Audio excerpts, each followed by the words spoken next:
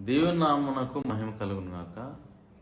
ఈ వారం ఈ రోజున దేవుని చిత్తాన్ని గురించి అపోస్తల బోధల్లో, అపోస్తల మాటల్లో వారు ఏమి సెలవిచ్చారో మనం తెలుసుకుందాం.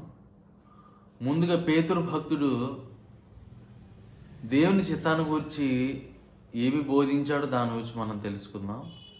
పేతురు భక్తుడు అంటూ ఉన్నాడు తన బోధల్లో, తన యొక్క మొదటి పత్రికలో, శరీరం మీద మనం శ్రమ పడినట్లయితే దేవుని చిత్తాన్ని మనం గ్రహించగలిగి దేవుని చిత్తానుసారంగా బ్రతుకుటకు అది సహాయం చేస్తుందని చెప్పాడు. అదేవిధంగా దేవుని చిత్తానికి వ్యతిరేకమైనటువంటి పాపాన్ని జయించగలుగుటకు దేవుని చిత్తాన్ని గ్రహించగలిగితే మనం శక్తిని పొందుకుంటాం అనేటువంటి విషయాన్ని పేతురు భక్తుడు తన బోధల్లో బోధించాడు.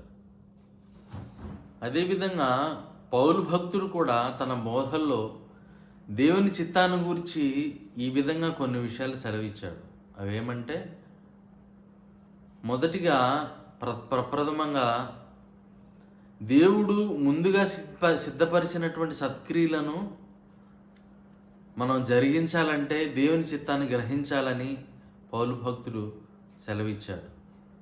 దేవుని చిత్తాన్ని గ్రహించుటకు మనల్ని నూతనంగా సృష్టించాడని పౌలు భక్తుడు సెలవిస్తూ ఉన్నాడు.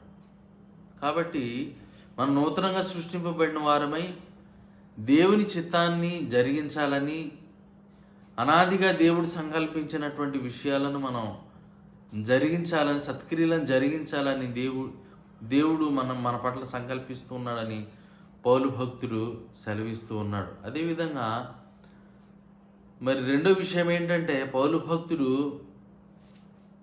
సమయము కొద్దిగా ఉన్నది కనుక సమయమును పోనివ్వక సద్వినియోగం చేసుకుంటూ, మరి అవివేకుల వలె ఉండక జ్ఞానుల వలె ఉండి దేవుని చిత్తాన్ని గ్రహించి దేవుని చిత్తానుసారంగా జీవించాలని పౌలు భక్తుడు అంటూ ఉన్నాడు. అదేవిధంగా మరి కొలస్సీలకు పౌలు భక్తుడు ఏం సెలవిస్తూ ఉన్నాడంటే, దేవుని చిత్తాన్ని గురించి సంపూర్ణంగా మీరు గ్రహించాలని నేను ప్రార్థిస్తూ ఉన్నానని పౌలు భక్తుడు కొలస్సీలకు చెప్పాడు. అదే కొలస్సీలకు పౌలు భక్తుడు ఈ విధంగా అంటూ ఉన్నాడు. ఏమనంటే, మరి పౌలు భక్తుడు కొలస్సీ సంఘానికి ఏమంటూ ఉన్నాడంటే, దేవుని చిత్తాన్ని సంపూర్ణంగా గ్రహించాలని, దేవుని చిత్తమును గూర్చి సంపూర్ణ ఆత్మనిశ్చేత కలిగి ఉండాలని ఎపఫ్రా మీ కొరకు ప్రార్థిస్తున్నాడు. నా జతపని వాడైనటువంటి ఎపఫ్రా మీ కొరకు ప్రార్థిస్తున్నాడు అనేటువంటి విషయాన్ని కొలస్సీ పత్రికలో కొలస్సీలకు పౌలు భక్తుడు సెలవిస్తూ ఉన్నాడు.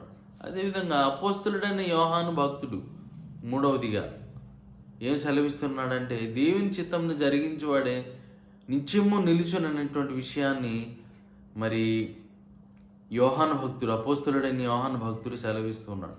కాబట్టి దేవుని చిత్తం యొక్క ప్రాముఖ్యతను మనం గ్రహించగలిగినట్లయితే మనం ఇంకా క్రైస్తవ జీవితంలో పరిపూర్ణత వైపు సాగిపోతూ ఇంకా బెటర్గా, ఇంకా పరిపూర్ణంగా మనం జీవించవచ్చు అనేటువంటి విషయాన్ని మనం తెలుసుకోవచ్చు. దేవుడి మాటలు దీవించును గాక. ఆమేన్.